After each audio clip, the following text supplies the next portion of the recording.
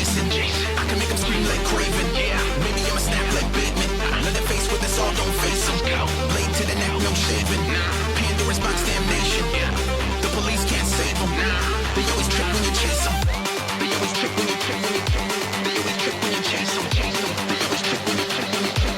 They always trip when you chase them. They always trip when you trip when you trip. They always trip when you chase them. They always trip when you trip when you chase them. Go, go.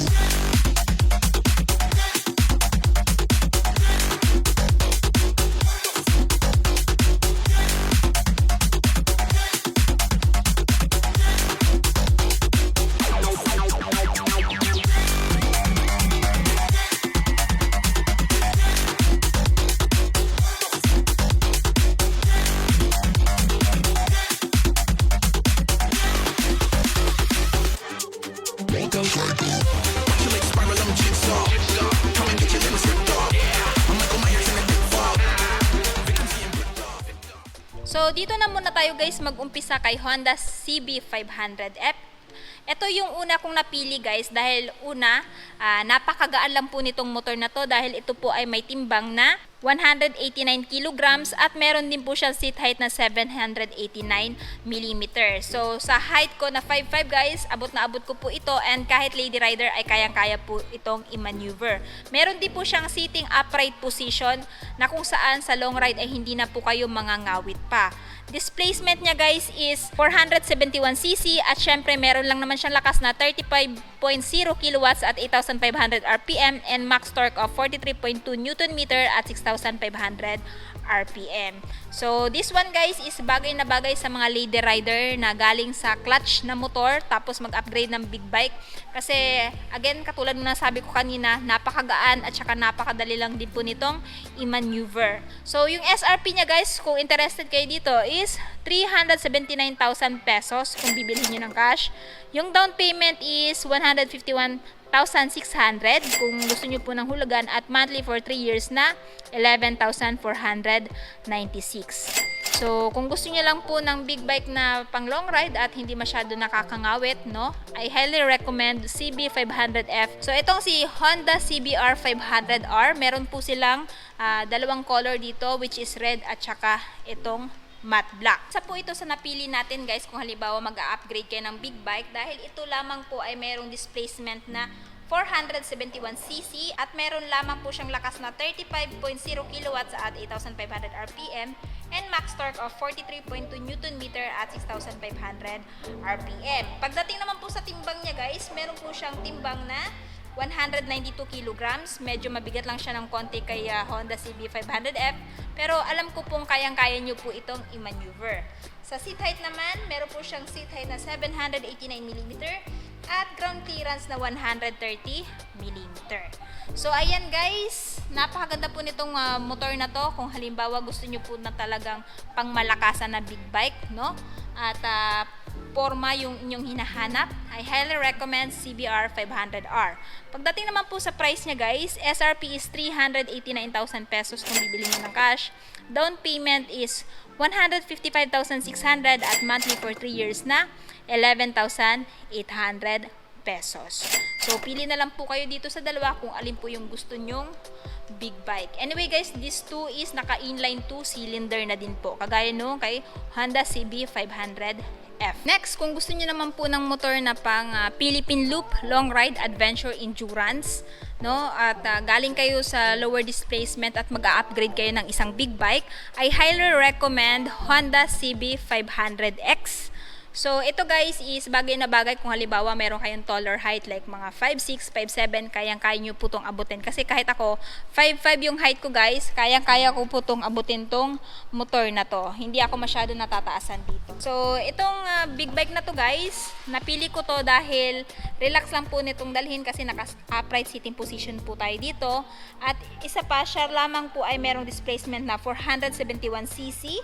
Tapos meron lamang po siyang lakas na 35.0 kilowatts at 8,500 RPM and max torque of 43.2 Nm at 6,500 RPM. Pagdating naman po sa kanyang seat height guys, siya po ay merong seat height na 834 mm at ground clearance na 181 mm. So kahit nga po lady rider, as long as medyo may tangkad lang po kayo ng 5556 ay kayang-kaya nyo po itong i-maneuver. Mayroong dalawang color variant which is Grand Prix Red at saka matte gunpowder black metallic. Ayan guys, so kung interested po kayo dito sa big bike na to, ayan, so ito po ay mayroong presyong 399,000 pesos kung bibilhin nyo ng cash. Ang down payment is 159,600 kung gusto nyo po ng hulugan, at syempre meron po siyang monthly for 3 years na 12,103. So kung naghahanap naman po kayo ng modern yet classic, at gusto nyo po mag-upgrade, galing kayo ng 150cc na classic na motor at gusto nyo mag-upgrade ng big bike, I highly recommend Honda CL 500 dahil ito lamang po ay merong bigat na 190 kilograms. Kahit lady rider ay kayang-kaya tong i-maneuver kasi napakagaan lamang naman po niya. Tapos ang seat height naman po niya is 790 mm at yung ground clearance niya guys is 155 mm. Pagdating naman po sa kanyang displacement, siya po ay 471cc na may lakas na 33.8 kW at 8,500 RPM and max torque of 43.3 Nm at 6,000 RPM. So this big bike guys na classic ay kalalabas lamang po this year, So bagong-bago po itong big bike ni Honda. So itong si CL guys ay may presyong 409,000 pesos kung bibilhin niyo ng cash. Tapos kung hulugan is, ang down payment is 163,600 at monthly for 3 years na 12,406 pesos. So, kung naghahanap po kayo ng modern classic na big bike and ayaw nyo mabigla sa kanyang hatak at saka sa torque, this one is goods na goods para sa inyo kasi napaka-forma din po nitong big bike na to. Ayan. Next, kung naghahanap naman din po kayo ng medyo mababa talagang seat height na classic na motor, I highly recommend Honda Rebel CMX 500. Kasi itong si Honda Rebel guys ay meron lamang pong timbang na 191 kilograms. Same lang din po sila nung Honda CL 500. Same lang sila ng bigat. Tapos, yung kanyang seat height guys is mababa lamang po ng 690 mm. So, kahit may height ka guys na mga 5 flat, kayang-kaya mo tong abutin. And pagdating naman po sa ground clearance niya, mababa lang din po dahil meron siyang ground clearance sa 124 mm. Sa displacement is 471cc. So, expressway legal na din po siya.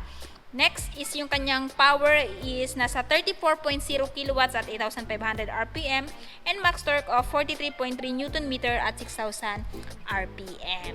So si Honda New Rebel guys is nagkakahalaga ng 399,000 pesos. Kung interested po kayo nito, mas maganda pong i-spot cash nyo na lang para wala na po kayong sakit ng ulo. Pero kung gusto nyo naman po ng hulugan, ang down payment is 159,600 at monthly for 3 years na 12,103. Ayan.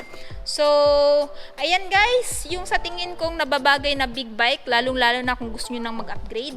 Dahil napili ko sila, una is napaka-relax lang dalhin, ikalawa medyo magaan lang din, ikatatlo hindi ganon kataas ang yung seat height. Meron isa na yung CB500 para yun sa mga matatangkad na galing sila, for example Honda CRF 150 tapos gusto nila mag-upgrade ng isang big bike na medyo level lang din ni Honda CRF 150, yun bagay na bagay sa kanila yung Honda CB500. So kung may katanungan pa kayo guys dito sa mga big bike na nabanggit ko, comment down below. Ayan. So binabasa ko naman po palagi yung mga comments ninyo. At syempre kung hindi pa po kayo nakapag-subscribe sa channel ko, huwag kalimutan mag-subscribe para ma-notify kayo ng mga video na kagaya nito. And itong mga big bike na to guys is available po dito sa Honda Venus Marketing sa may Konakotan, Tagum City. Katabi lamang po siya ng Kawasaki Crib Tagum. So, kung dadaan po kayo dito, makikita nyo po yung kanilang store.